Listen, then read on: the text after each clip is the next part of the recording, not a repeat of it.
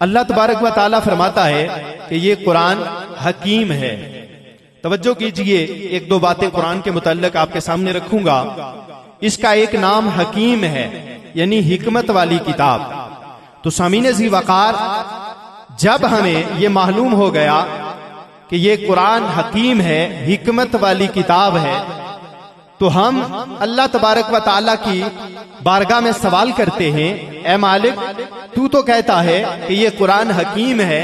हकीम उसको कहते हैं जो बीमारियों का इलाज करता है, जो बीमारियों के लिए दवा देता है, बीमारियों का इलाज करता है।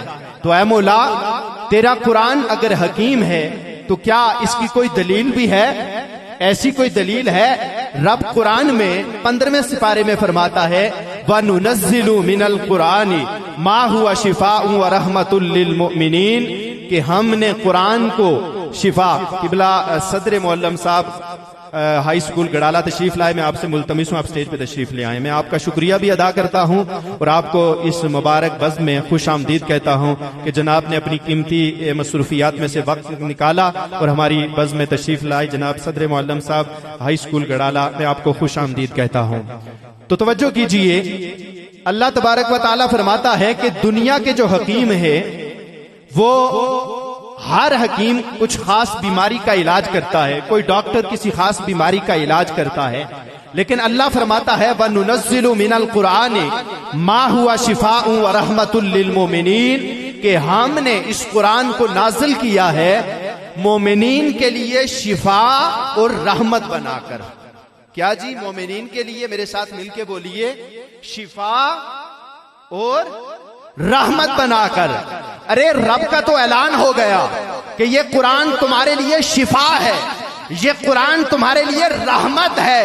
अरे कभी हमने इस कुरान से शिफा हासिल करने की कोशिश की कि रब की इस किताब से शिफा हासिल की जाए? अरे आज अगर किसी को बीमारी लाहिक होती है, किसी को हार्ट की प्रॉब्लम हो, वो हार्ट स्पेशलिस्ट के पास चला जाता है। किसी को मैदे की प्रॉब्लम हो, वो मैदे की स्पेशलिस्ट के पास चला जाता है। किसी को सर दर्द हो, बुखार हो, वो मेडिकल स्पेशलिस्ट के पास चला जाता है। अरे रब तो पुकार पुकार के कहता है कि मैंने कुरान को शिफा बना कर भेजा है। आज हम कुरान से शिफा क्यों नहीं हासिल कर रहे? मेरा रब तो कहता है कि दुनिया के डॉक्टर भी शिफा देते हैं, लेकिन मैंने शिफा कुरान के अंदर रख दी है। अब मैं आपको थोड़ा पीछे ले चलता हूं। आज से 40 साल 50 साल पीछे चले जाएं, बीमारियां बहुत कम होती थी। जी हेडमास्टर साहब, ऐसे ही है शाह साहब कि बीमारियां बहुत कम होती थी। और जब हम सहाबा का दौर देखते हैं ना, जब हम तारीख का, हिस्ट्री का मुताला करते हैं, तो हमें बीमारियां बहुत कम नजर आती हैं, बहुत कम पढ़ने में मिलती हैं। इसी तरह 50 साल पीछे चले जाइए, 100 साल पीछे चले जाइए, 80 साल, बीमारियां कम थी। वजह क्या थी? अब वजह ये थी, ये आप भी वो मंजर आपके जहन में आएगा कि जब हम सुबह उठते थे, नमाज पढ़ते थे, तो घर में जो बड़ा होता था ना, बड़े बुजुर्ग जो होते थे, पहली आवाज ये आती थी कि अब घर में सारे अपने हाथों में कुरान ले लो, अब घर में कुरान पढ़ो। 50 साल पीछे जब हमें बुजुर्ग बताते हैं कि हर घर से फजर की नमाज के बाद कुरान की आवाजें आती थी, कुरान की तिलावत की आवाजें आती थी। अरे जिस घर में पाबंदी के साथ मेरे रब के कुरान की तिलावत होती है, बीमारियां भाग जाया करती हैं, बीमारियां दफा हो जाती हैं। इसलिए कि मेरा रब फरमाता है, वनुनज़्ज़िलु मिनल कुरानी मा हुवा शिफ़ाउन व रहमतुल लिल मुमिनीन, हमने इस कुरान को शिफा और मोमिनीन के लिए रहमत बनाकर भेजा है। अब मैं एक और बात आपके जहनों में उतारना चाहता हूं।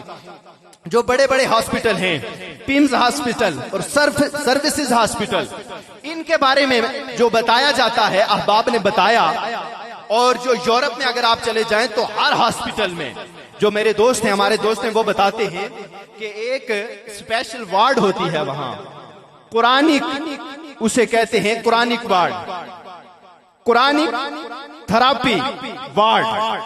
उसमें जो लाइलाज मरीज हो जाता है ना, तो उसे सूरह रहमान उसको हैंड फ्री लगा के दे देते हैं कि तुम कुरान सुनते रहो, तुम कुरान सुनते रहो। जिसका कोई डॉक्टर इलाज नहीं कर सकता, जिसका कोई हकीम इलाज नहीं कर सकता, यूरोप के हॉस्पिटल्स में चले जाए और अपने दोस्त अहबाब से राब्ते करके पूछिए कि उन मरीजों को कहा जाता है कि आप इनको रब का कुरान सुनाया जाए। अरे रब का कुरान सुनते सुनते अल्लाह उन्हें शिफा अता फरमा देता है। तो ये कुरान सिर्फ उस दौर के लिए नहीं, आज भी शिफा है। कभी हमने इस कुरान को शिफा समझकर पढ़ा ही नहीं है, कभी इस कुरान को शिफा समझकर लिया ही नहीं है। हम दुनिया के हकीमों के पीछे फिर रहे हैं। जिस घर में कुरान बाकायदगी से पढ़ा जाए और घर में बड़े भी पढ़े छोटे भी पढ़े, अल्लाह के फजलो करम से बीमारियां दूर हो जाया करती हैं और रब की रहमतों का नुज़ूल होना शुरू हो जाता है। तो मैं नाते रसूल मकबूल